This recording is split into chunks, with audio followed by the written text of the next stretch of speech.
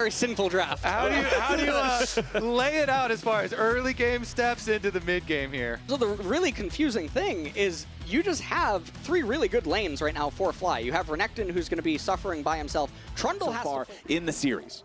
And because Bard has such high move speed across the map, even early on, they actually sent Busio all the way up to cover 1,500 gold in inventory right now because he has taken 1 less recall. Ooh, nice smite there from Inspired. He steals away the first grub before Blabber can guarantee it because his own smite isn't ready. Now Thanatos continuing to try to get in the face of Bwipo's Nidalee, but Bwipo is not really afraid to scrap back and forth in those quick trades. So single grub over to FlyQuest. Blabber now has his smite, so C9 is going to go right back into the pit. Remember that FlyQuest has been in control over the grub so far in the first couple of games. C9 still trying to work on this grub. Inspired goes in and he steals it away again. 2 grubs started by C9, 2 grubs stolen by Inspired. And the reason he goes is because he upgraded his smite already. So he came in with a 900 damage smite to the 600 of Blabber. Moves from Bard. Like Bard could actually move up top from mid lane. It looks like that's exactly what he's doing. Busio and Masu at least cheating towards that top side to threaten a potential dive. Yeah, the Bard ultimate is ready if they want to go for a tower dive. Okay, Thanatos, he can see Busio there in the tri-brush thanks to the ward. Bwipo going to keep shoving up like this right now as Busio could be in some danger. Thanatos hits him with the stun from the Ruthless Predator. Blabber still in control over the Drake on the other side of the map, though. Busio goes on a magical journey straight back to safety, but it's Hex Drake secured by C9 at the same time, while Thanatos continues trying to absorb the pressure from Busio's roam up here in the top lane. Now, the damage over time from the Void Grubs is doing a little bit of an additional work here, as Bwipo and Busio not quite enough to force down the third plate. And good job by Thanatos. I mean, they had the ward there. He goes, he fights off the Bard, makes sure there's not going to be any further losses up there while the rest of the team secures the dragon. And this is just really good macro play because basically Thanatos just holds on until Loki can TP top to cover. And now they're looking for a play of their own. Loki goes in, finds the shuffle onto Busio, who goes on a magical journey trying to get away. Bwipo wants to try to escape the wrath of Vulcan and Loki, but it ain't going to work. To him again as they go for the bottom tower simultaneously, though. Bwipo had pushed in on the top side.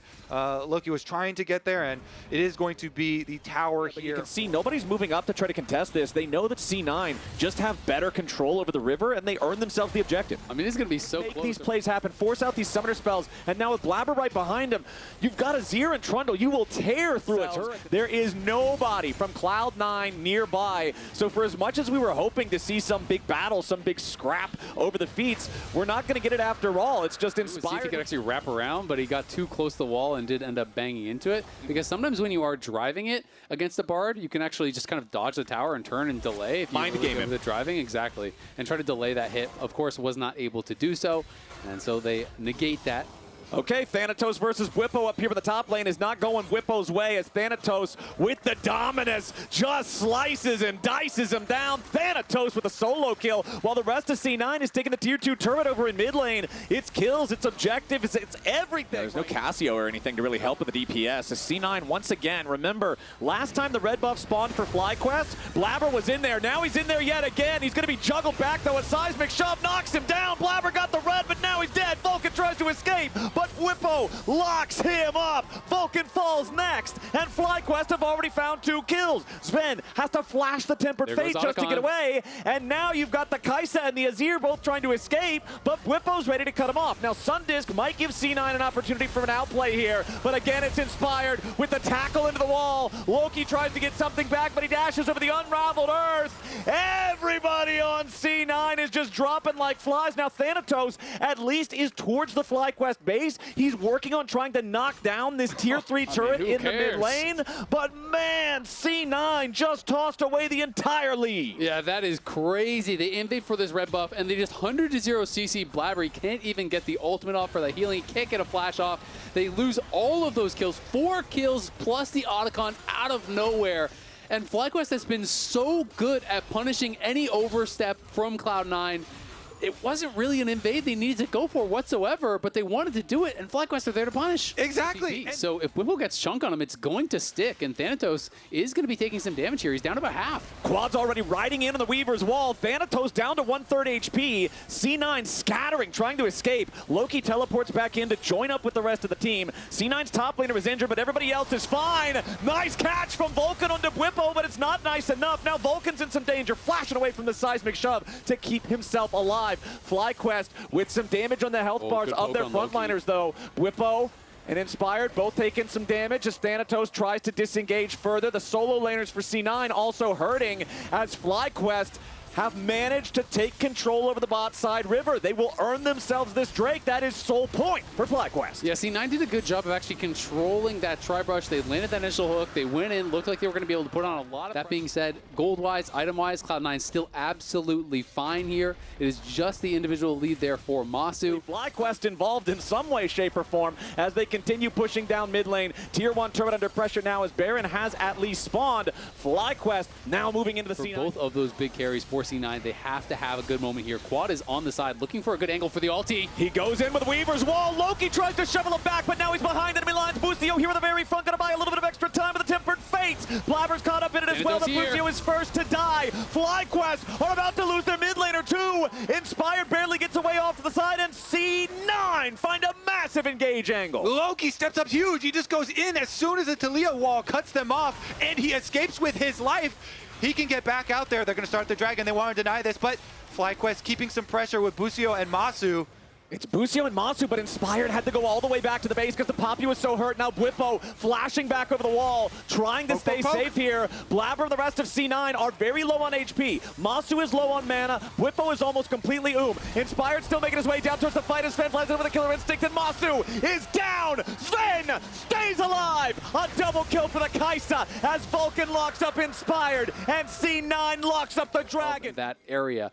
And now it's FlyQuest with pressure in mid. They're trying to draw C9 back towards them. Ooh, Vulcan goes in for the flash engage on the dredge line, but it's not going to find a whole lot just yet. Inspired finally does drop. The attempted counterattack there from Quad with the Unraveled Earth doesn't get anything for FlyQuest. Now Whippo's got to be careful. Loki wanted another big shuffle, but he barely misses Whippo. Thanatos jumps in and sets up another kill for Sven, who goes on a rampage with this Kaisa. C9 with a nearly 5,000 gold lead with a 5v3 on the map. Enemy jungler dead for the next 25 seconds. C9 starts the Baron. That has to be a C9 Baron. There's no way this gets stolen. Oh, that's the craziest jinx. That is the craziest jinx, Club. There is no way. This continues there. Nidalee, Whippo's trying to get some sort of, compensation for FlyQuest. But Cloud9 push ahead very heavily, and they almost push their gold lead up to 7K. And I want to see how... They're going to have the Baron for another 45 seconds, and critically, the Dragon spawns in 30. So C9 has all the tools to control the Rift in the lead up to this next Infernal Drake. Thanatos just smacking Whippo around in this 1v1.